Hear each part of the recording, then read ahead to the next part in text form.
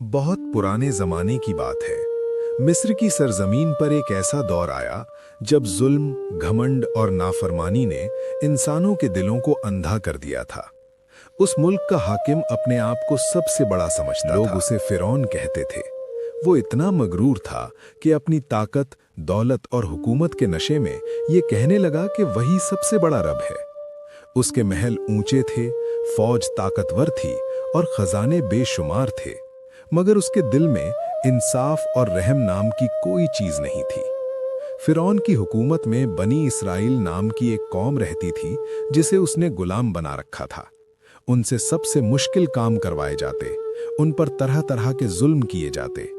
उनके मर्दों को मार दिया जाता और औरतों को जिंदा छोड़ दिया जाता ताकि वे कमजोर और बेबस रहें। ये जुल्म सालों तक चलता रहा। बनी इसराइल अल्लाह से फरियाद करते, आहें भरते और निजात की दुआ करते। इसी दौर में अल्लाह की कुदरत से एक बच्चा पैदा हुआ जिसका नाम मूसा था।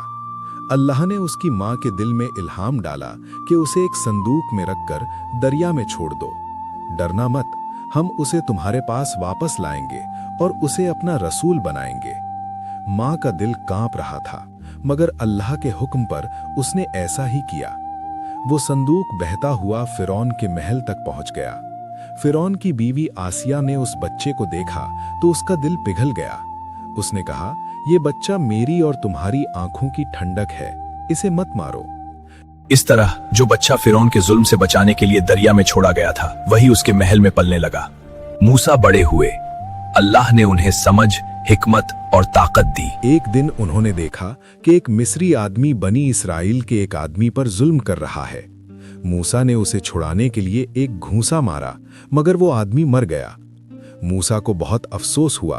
उन्होंने अल्लाह से माफी मांगी, मगर बात फैल गई। फिरौन के दरबार में ये खबर पहुंच गई। मूसा वहां से निकल गए और मदियन की तरफ चले गए। मदियन में मूसा ने कई साल गुजारे। उन्होंने मेहनत की, सब्र सीखा। एक रात जब वे अपने घर वालों के साथ सफर कर रहे थे तो उन्हें दूर एक आग नजर आई। वे आग की तरफ गए। वहीं अल्लाह ने उनसे बात की और उन्हें नबी बनाया। उन्हें हुक्म दिया गया कि फिरौन के पास जाओ, क्योंकि वह सरकश हो गया है, उसे अल्लाह की तरफ बुलाओ। मूसा डरे हुए थे। उन्होंने दुआ की कि उनके भाई हारून को भी उनका साथी बनाया जाए ताकि बात साफ और असरदार हो। अल्लाह ने उनकी दुआ कबूल की। मूसा और हारून फिरौन के दरबार में पहुंचे। उन्होंने अल्लाह का पैगाम पहुंचाया। उन्होंने कहा कि हम अल्लाह के रसूल हैं, बनी इसराइल को आजाद कर दो और अल्लाह पर ईमान लाओ। फिरौन हंस पड़ा। उसने कहा, तुम्हारा रब कौन है? मूसा ने कहा, वही जिसने आसमान और जमीन को पैदा किया। फिरौन ने अपनी ताकत दिखाने के लिए जादूगरों को बुलाया। एक बड़े मैदान में मुकाबला रखा गया। जादूगरों ने अपने रस्से और लाठियां फेंकी जो लोगों को सांप जैसी लगने लगी। मूसा ने अल्लाह के हुक्म से अपनी लाठी फेंकी। वह हकीकत में अजगर बन गई और जादूगरों के सारे फरेब निगल गई। यह देखकर जादूगर सच्चाई समझ गए और सजदे में गिर पड़े। उन्होंने कहा कि हम मूसा और हारून के रब पर ईमान लाते हैं। फिरौन गुस्से से पागल हो गया। उसने उन्हें सजा देने की धमकी दी, मगर उनके दिलों से ईमान की रोशनी नहीं निकली। फिरौन ने मूसा की बात नहीं मानी। तब अल्लाह ने उस पर और उसकी कौम पर निशानियां भेजी। कभी कड़ी बारिश, कभी टिड्डियों का हमला हुआ, कभी झूम, कभी मेंढकों से पूरा शहर भर गया। यहां तक कि पानी भी खून बन गया। हर बार मुसीबत आती तो फिरौन डर जाता, लेकिन मुसीबत टलते ही वह फिर अपने वादे से मुकर जाता। अल्लाह ने मूसा को हुक्म दिया कि बनी इसराइल को लेकर रातों रात निकल जाओ।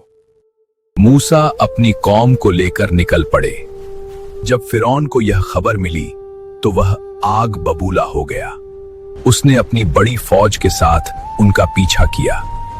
आगे समुद्र था और पीछे दुश्मन।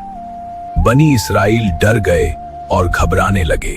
मूसा ने कहा, बिल्कुल नहीं, मेरा रब मेरे साथ है, वह रास्ता दिखाएगा। अल्लाह के हुक्म से मूसा ने अपनी लाठी समुद्र पर मारी। समुद्र फट गया। दोनों तरफ ऊंची दीवारों की तरह पानी खड़ा हो गया और बीच में सूखा रास्ता बन गया। मूसा और उनकी कौम उस रास्ते से गुजर गए। जब फिरौन अपनी फौज के साथ उसी रास्ते में पहुंचा तो पानी वापस मिल गया। फिरौन और उसकी सारी फौज डूब गई। डूबते वक्त फिरौन ने कहा कि मैं मूसा और हारून के रब पर ईमान लाया, मगर बहुत देर हो चुकी थी। अल्लाह ने फरमाया कि अब ईमान लाने का कोई फायदा नहीं। फिरौन की लाश को अल्लाह ने सुरक्षित रखा ताकि आने वाली नस्लों के लिए यह एक निशानी बन जाए।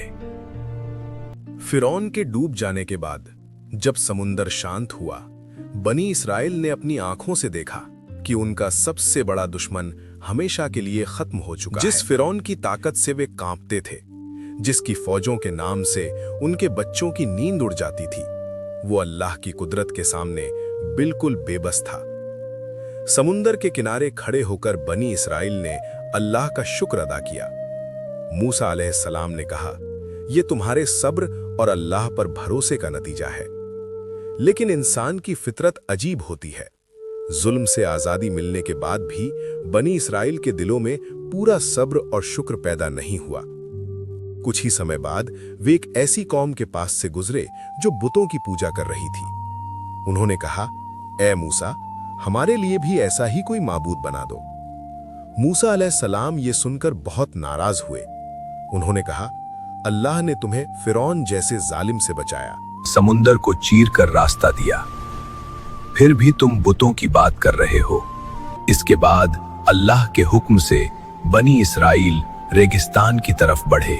वहां न खाने का इंतजाम था न पानी का। कुछ ही दिनों में शिकायत करने लगे। मूसा अलैहिस्सलाम ने दुआ की और अल्लाह ने मन और सलवा उतारा।